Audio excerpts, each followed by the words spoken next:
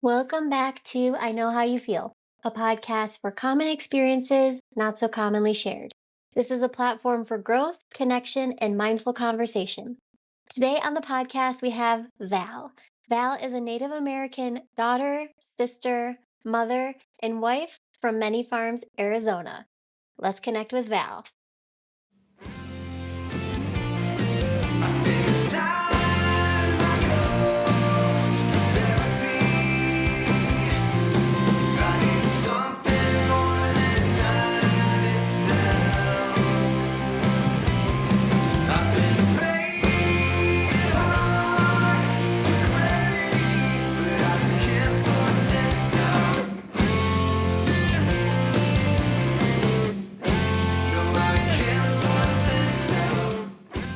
Hey Val, thanks so much for coming on the show. Hi, thanks for having me. It's great to be here. Native American life on reservations is left in the shadows from my perspective and not really spoken about or understood in mainstream discussions. I think social media has allowed us to connect a little bit more, but I think that these communities face unique challenges shaped by trauma and resilience of past and present, and that these stories do need to be front and center. So I'm so honored that you're on here sharing your experience with us. And I'd like to just start with asking you to share what it was like growing up on the Navajo reservation. The reservation it's not like the city. I can say that for sure. um it's first thing that comes to mind is hardship, but for me, I mean, I was raised that way and I was taught that way, so it was more like I would say a way of not being lazy. We did what we had to get things done. My siblings and I, we would help my mom sell baked goods and arts and crafts. Almost every weekend, we would go into town to sell these items. After, we would do some grocery shopping and then get something to eat and head home. Of course, my dad was always our driver. He worked out of town throughout the week, Monday through Friday. Sometimes he didn't come home on the weekends, like so he would work like 2 weeks straight and then come home for one weekend, coming home for maybe like 2 weekends out of the month. It was just like the basic stuff. I mean, like almost every um Navajo family has that priority, like hauling water, traveling quite a while to get groceries. It's just basically almost everybody on the res. Where is the Navajo reservation located? Because it sounds pretty like it's pretty isolated, like you said, a lot of like hauling water and kind of just hardship overall. How isolated is it and where is it? I'd say most of the families probably live about an hour to 2 hours away from a grocery store. So, like, you got areas like Rough Rock, they'd have to travel towards Chinle, which is about hour and a half away, or either Kayenta, which is about another hour away from them. If it was to do with necessities like for arts and craft, they would have to go all the way out to like Shiprock or Gallup or Farmington. I think Gallup's the most popular place that people would go to travel for necessities for like their arts and crafts, like silversmithing or canvases and yarn. And then even people that did their rug weaving, they would travel all the way out to Albuquerque just to sell their rugs to get money to make a living on the res. Wow, that's a really far way to travel. What Yeah. was school like on the reservation? How far did you have to travel to go to school? Oh man. Growing up, I had to travel 2 hours. It was a 2 hour bus ride. Um, I would get up at 5 in the morning, catch the bus at 6, get to school by 8:30, and then start school like or right after we get done eating. Most of the time, it started at 8. However, depending on the weather, we would get there like 30 minutes later. Um, it was really exhausting. The bus ride to school was about 2 hours, and then coming back would be 2 hours. So in the evening, we would come back, like, around 6 or 5 or 6 in the evening, depending on if we were doing, after school activities or just stayed after school just to have something to do instead of being at home, because where I lived, it's really plain, like, it's a plain area. There's trees, but there's not really much to do, so I would stay at school just to have something to do and keep myself occupied, and then by the time I'd get home, I'd just have my dinner and do my homework if I had any, and then just go straight to bed and then wake up the next morning for the same routine. At your schools, was it mostly kids from the reservation? Did they teach anything about Navajo culture, or was it mainly like mainstream schools that you were going to? But they were mostly Native American. I can't recall, but I probably only seen like a few Caucasian people going to school there. But there wasn't many, and it was like up to a certain point in school, they let the school teach our history to us. There was Navajo language. They would teach us about the dresses. We wouldn't be able to learn how to make them, but just learning about the material and just watching videos and stuff like that. I was doing a lot of learning my language. By the time I got to my junior year in high school, it was mostly like learning how to put everything into like verbs and correct sentence, or like it was kind of confusing because the way I heard it from my elders, it was different than the way it was being taught in school. But the main thing that they really had us get down is our clans.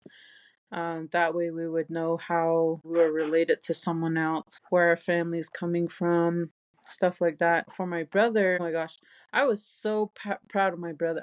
But when he was small, his kindergarten year, he was doing um a Navajo language class, and this teacher, oh my gosh, she taught nothing. It was a boarding school too.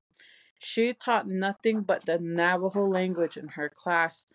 And within a month or maybe a few weeks, my brother was like talking it, he was reading it, and he could understand it both ways. Him and my mom, but they would have full on conversations. And it was something to see. It just warmed my heart. Me and my brothers and my sister, like, we were just so shocked by him.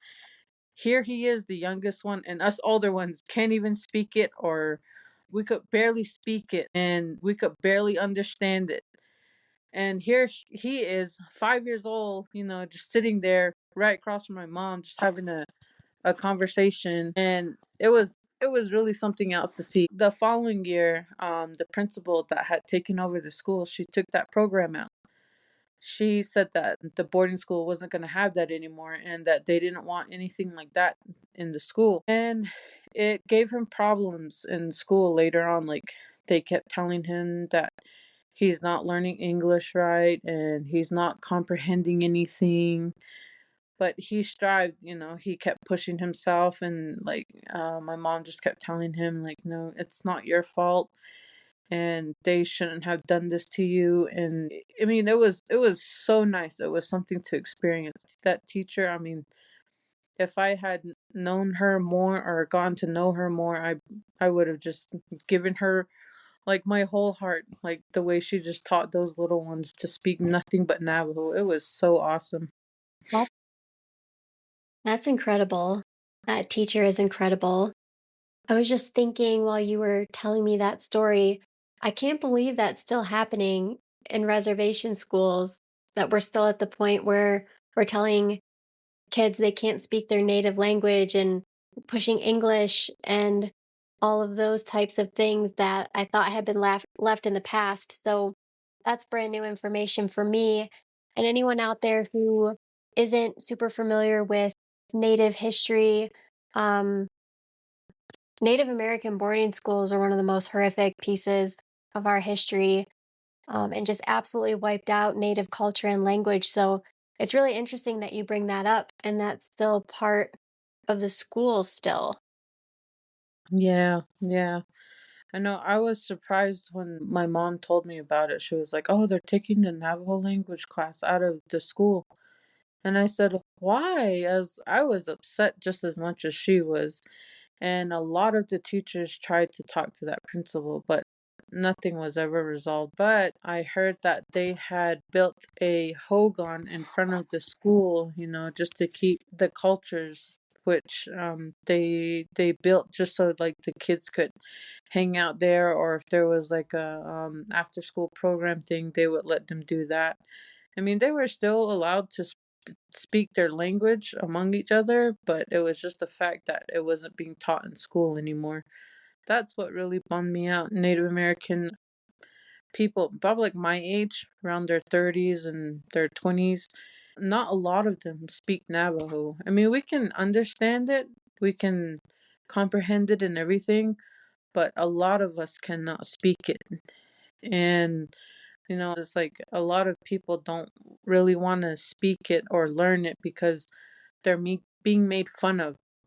So nowadays, it's just like a lot of young people, they don't want to learn it, or they do learn it, but it's not like really fluent Navajo. It's got a little bit of accent in there, like English accents in there. I mean, it's something that I've tried to speak to my kids, but they'd rather learn Spanish more than they want to learn Navajo. But when they go back to their dads, they do hear a lot of it because their dad's great grandma, she won't tolerate it. The elders back home, they will not tolerate it when you speak English to them. They'll just get all mad and they'll be like, "I don't speak Bilagana," which is white men in English, and they're like, "Oh, we don't speak Bilagana, speak Navajo." And it's funny sometimes, but they'll come back and they'll be saying when they come back from their dads, and they'll be like, "Yada la Jai," like yada la kind of like means "oh my gosh," and then Jai is like "you don't listen" or "you have no ears" is the translation for those words. Which is funny when I hear my kids speaking, I'm just like, "oh my gosh, you guys are."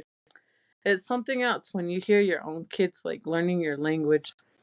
Yeah, that must be really really nice to hear. Beyond language, did you learn any like traditional Navajo ceremonies or traditions in school, or did you mostly learn that like within your family unit and community?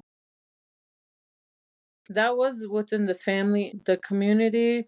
I would say there was a few ceremonies that they did out in public. The Navajo shoe game is one of them, which is only played during the winter. But as far as traditions, like traditional like ceremonies, it was something that was really done between the family. My Nolly, I probably spent probably 12 years with her. She was taking care of us three oldest ones, and my mom and dad would be working out in Phoenix. And so when we were with her, we went to an event that was called a squaw dance, which is one of the traditional ceremonies that goes on for about a week. And she would just tag us along, bring us along to like all of those events. Like she was really well known, my dad's mom, for helping out at those type of events. And during like the last days of the event, they start throwing out treats like cracker jacks and candies and sodas. There'll be people inside a hogan, and they'll be throwing these things out of either from the top where the chimney stove sits, or from the door. And then there'll be like goodie bags and like materials, which was really fun. We really enjoyed that when we were growing up. It was just so awesome, and like spending nights outside, like to do like dancing and singing for the squad dance, and like carrying it, they call it carrying the stick. It's something sacred in that ceremony. It's a stick with a feather and sage, and they bring it from one area to another area, like to someone else's home, someone else that wanted to have a ceremony for their relative or family member. So they would carry the stick from there, and then the next week it would carry on, and it just went on like that. And these were ceremonies that were held during the summer only. And like I said, the shoe game is during the winter. My Nolly, she was the one that introduced me to all of that, the Yebiche dances, the squaw dances, the shoe games. That it was just those were the only things that I was exposed to growing up. Are there additional ceremonies that you've kind of carried on or passed down to your kids or tried to pass down to your kids? I've been to a few kinalda ceremonies, and this is when a girl becomes a woman. So I've heard about it and everything. I didn't get one done myself. It's supposed to be something that's supposed to be done so that the girl can grow up to, there's the once she gets her womanhood, first person that they choose or the first person that ties their hair, that's who they're gonna come out to be. They're gonna have their personality, their way of thinking, and I really enjoyed that part. But the day after, that's when they start running. They have her running for 7 days towards the sun, and b- this is before the sun comes up. She has to run towards the sun, and then she can turn around at any point. So the first time I did that, I was running behind the girl, and we can't pass the girl because if you passed her, I was told that you're wishing something bad upon her or you don't want her life to go well. So you'd have to stay behind. You can't go past the main person that the ceremony is for. So that's one of them. I hadn't really attended like a whole full ceremony for that, but I did ask my cousin's sister back home in Arizona. I had asked her, "Hey, um, our baby, she became a woman. Is there any way you guys can help me, like do what I can from here? Like just talk to me and help me substitute everything because everything we needed for that ceremony was back home. There was the hogan, there was the instruments for making the cake, there was the cornmeal, like food wise, it was cornmeal that I needed, but I couldn't get unless I was back at home. Corn husk, there was some here, but I didn't have the cornmeal, so I couldn't do it.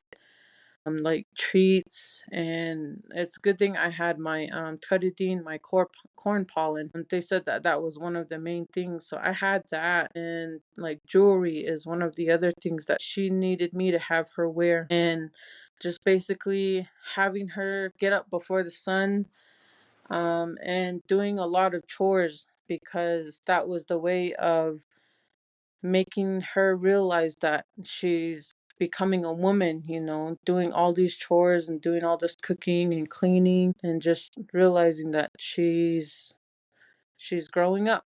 And so that's what we did for her. We ran, I believe it was only 5 days that we did because we couldn't do the whole thing, and I was working two jobs at the time. So I told my sister back home, I was like, "Is it okay if I just do 5 days?" And she's like, "Yeah, that's fine." So 5 days we went out, we ran, and then every day I kept her. I had to keep her awake. I had to stay awake with her as well. So we got up, we would run, we would come back, we would cook, we would clean, and then in the afternoon we would cook and clean again, and then in the evening is cook and clean again, and just basically just having her doing stuff throughout the house, and I had to be there beside her, and she was exhausted. I remember one of those days she was so tired she couldn't stay up. She kept falling asleep. We had just sat down after breakfast. My husband and my son were still sleeping, and she was sitting there and she just kept closing her eyes, and I kept trying to tell her like, "Sweetie, you got to stay up. You got to stay up." So I let her sleep for like 30 minutes, and then I told her get up, and she just popped up and she was like, "Okay." She's like, "Let's go." We started cooking and cleaning again. And then by the last day is the cake. So I didn't have cornmeal. So my cousin sister said it was okay to use cake, and it had to be a white cake, and then just put raisins in there and just bake it in the oven. Back home, we would use the cornmeal, and there would be somebody digging a hole in the ground so we can put the cake into. They'd put the corn husk down, and then the cornmeal with the raisins that's mixed really, really, really good. And then they would put the corn husk back on top again and then cover that whole thing with charcoal again. And that would be baking throughout the night. And the other thing was they would do singing all night, every night. They would just sing all night. And so we couldn't do that, but we got the cake done and everything. And then on the last day, my mom was telling me that we had to yell for her while we were running. And I felt like a crazy person because as soon as we got out of the building from here, my mom's like, yell for her. She's like, woo, woo, like yelling all the way past towards there's like a bus stop area. That's where we went up to, and my daughter got tired and she wanted to turn around. It was probably like a mile away.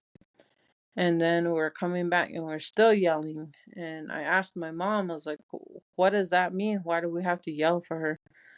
And she just told me, she was like, well, it's for her to get her strength, for her to be strong as she's growing up. And I said, wow. I was like, that's interesting. So after we got done with all of that, we passed out treats. There wasn't many people here. There was probably like 8 people. So we had to have her pass out the treats. And then there's another thing where the girl that became a woman, she can go around and stretch everybody out because that's her way of thanking them. She's giving them a chance to grow a little bit more. And then like she can squeeze your stomach, like so you can get skinny again. But yeah, it was something else to experience that with her, just making her do all that stuff. And I'm thankful that I had my cousin sister back at home that knew a lot about how to go about it, and it was just something else to experience. I was listening to you tell the story though, and I'm like, you got your teenage daughter to stay awake and do chores and run up and down everywhere. Yep. How did she feel about it after? Did you notice that she talked about it a lot and she felt really connected to her Navajo culture? Do you feel like like do you think that it impacted her and wanted her and got her to feel closer to her culture, or she was like, that was exhausting, I'm done with that? I would say half and half. She was definitely exhausted, but all in all, she's a different person. I'm just so surprised with how much she's grown, and in a way, she like in so many ways actually, she does remind me of my mom, like her personality and the way she thinks, the way she has such a big heart. Just the littlest thing can set off her emotions, and I'm like, it's okay, like that's your part of your grandma now, like that's who you're gonna be. And she'll bring it up. She did actually bring it up to her teachers at school, when the whole thing after the whole thing happened. And this was just right after she got out of 5th grade. So this was when she was transitioning into 6th grade, and this whole thing hit her, and she was just like, "Oh my gosh." She's like, "I'm a woman now." And she was more interested in doing like how the Hispanic culture is. They do the quinceañera. But I told her that this was our culture and this is how we're supposed to do it.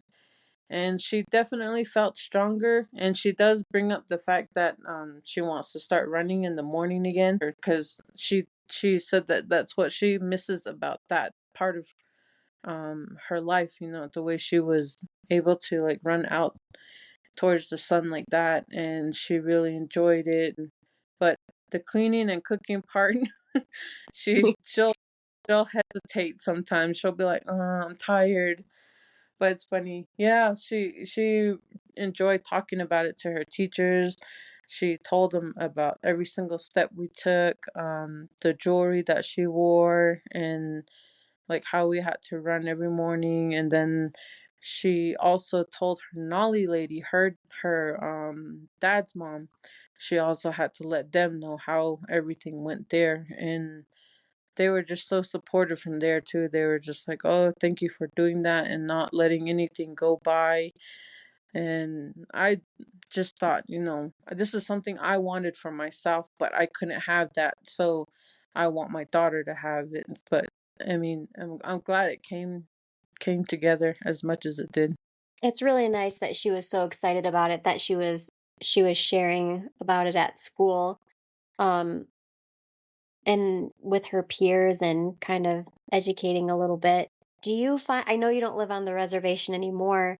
Do you find it challenging to maintain your culture identity living in a different place outside of the reservation? Not really, because I have my family that I can depend on. I have family out here. I have a couple of relatives, and then I have my mom, and I keep in contact with my brother back at home, who's still in Arizona. He keeps us in touch with that side of our culture as well. He attends peyote meetings, and he'll tell us the stuff that they talked about there. And my mom likes to keep listening to a local station that's back at home. It's called KTNN, and they announce stuff from there, and that's how she keeps in touch with her that side of the family. And I've just recently downloaded that app. It's called KTNN, and I listen to it every now and then, and I do the best I can with what I've learned growing up. It's nice that you guys can all stay connected. I am curious if you've encountered any misconceptions about Native American life. I mean, I know you have. What one has been the most impactful, where you were just like, "Oh no, that's absolutely not what this is."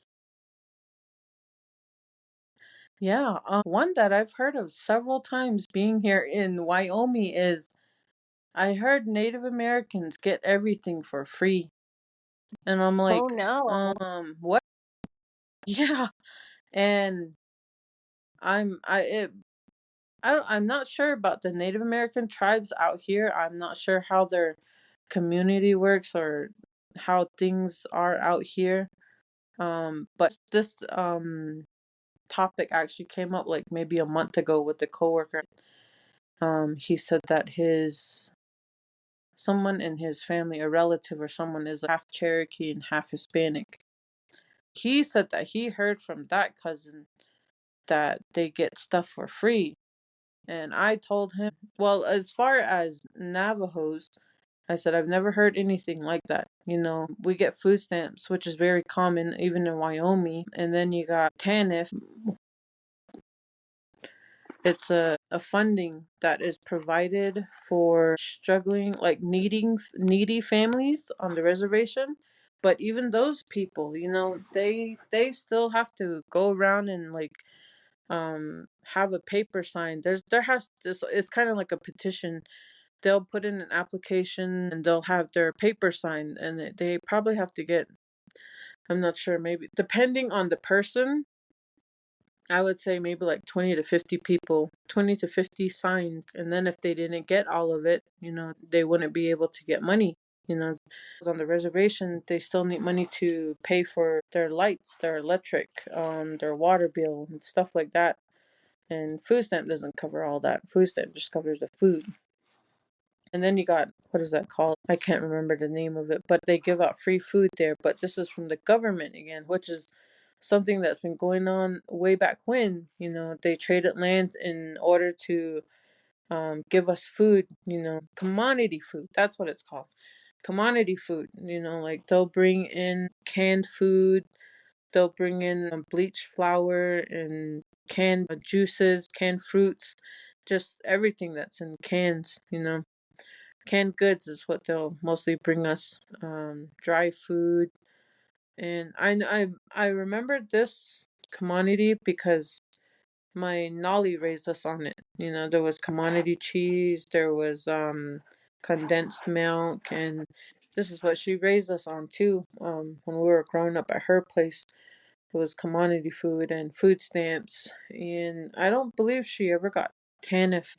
Her grandson was selling woods for her, or like one of her kids would send her money too, so she wouldn't have to worry about her bills. But other than that, I'm really confused because the fact that people throw that in my face, like, I hear you guys get everything for free, and I'm like, if that were true, I wouldn't be out here. I wouldn't be leaving my reservation just to make a better life for myself and my kids.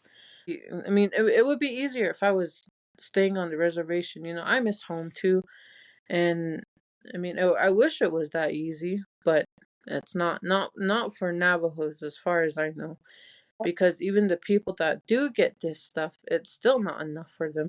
I'm really glad that you said that and brought that up as a common misconception because I've actually heard that before as well. And like you're educating us and teaching us, it's like the very first thing you started this podcast with was hardship.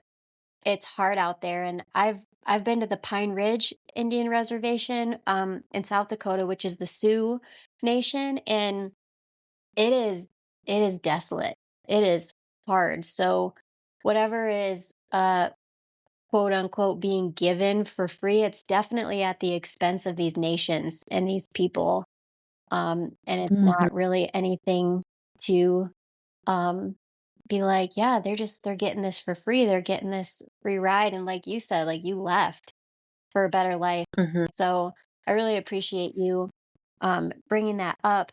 I'm wondering how people outside of the Navajo community or just native communities can be better supporters of indigenous cultures and rights and just be more informed and smarter and not say dumb things. How do we do that?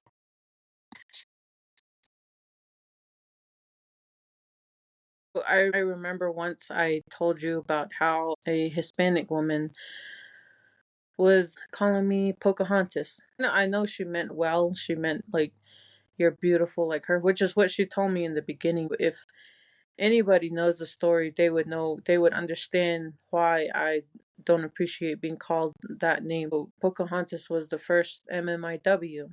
So I would say culturally, just learn about Native Americans. We're not all the same. They're just like Hispanics. You got different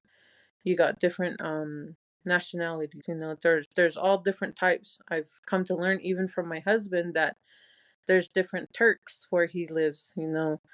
Or I've had people ask me, like how's your reservation? What do you guys do for fun? And like some of them do really get interested in how we're raised or what goes on the reservation. And then um as far as rights, I don't see anything happening. Like we talked about earlier, the languages, all that is still trying to be erased or taken out of the schools from the reservation. It feels really good when people want to hear about my culture. They want to learn about our traditions and our daily living and stuff. Yeah. Education is the best avenue, which I'm like obviously a huge proponent of educating myself. I just want to circle back to that acronym you used when you described Pocahontas as the first and you used the acronym. What does that mean? MMIW, Mhm. missing and murdered Indigenous women. Thanks for sharing what that means with us. Maybe some of our listeners have seen the MMIW red hand on their social media feed, but it's like a red hand over the mouth, and it's become a symbol of a growing movement, the missing and murdered Indigenous women movement, just standing for all the missing women and their voices that aren't heard, and also just stands for the silence of media and law enforcement. There's something called, I think it's missing white woman syndrome. And there's a study done, and it's that white women were found X amount of time faster because they're all over the media when they go missing, and that just doesn't seem to be the case for Indigenous women. So I really appreciate you sharing that with us and just sharing on how we can educate ourselves better and be um better allies in the indigenous community. And I really appreciate you coming on and sharing your culture and your stories with us. Great. Thank you, Kim. I enjoyed this time with you as well. Thank you so much. Thanks, Val. Thanks for hanging out with us this week. If you'd like to learn more about MMIWs or the Navajo Nation, you can check out the podcast description. If you'd like to connect with me or have an experience you'd like to share, Shoot me an email at letstalkitoutproductions@gmail.com. Also, if you've liked our music, you can check out Quilter on Spotify. I Know How You Feel drops every other week. See you next time.